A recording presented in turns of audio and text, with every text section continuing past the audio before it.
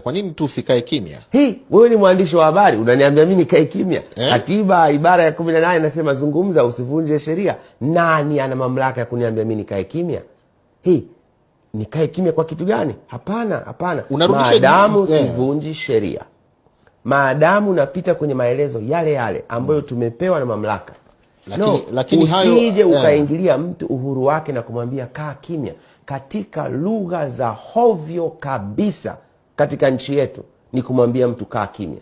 Akizungumza mjibu, akipotosha mrekebishe, akivunja sheria mchukulie hatua, lakini usije ukathubutu ukamwambia kaa kimya. Na wewe hujawahi kuambia watu wote wakae kimya? Tangu nizaliwe sijawahi kumwambia kaa kimya. Ulijenga hoja, unapotosha, nitaruka na wewe kwenye kiwango kile na zaidi kukurekebisha. Na mimi ni muumini wa mjadala na hoja. Sawa. Potosha na kuja na rekebisha, potosha tena na kuja na rekebisha. Kamwe aslan sitasema usizungumze.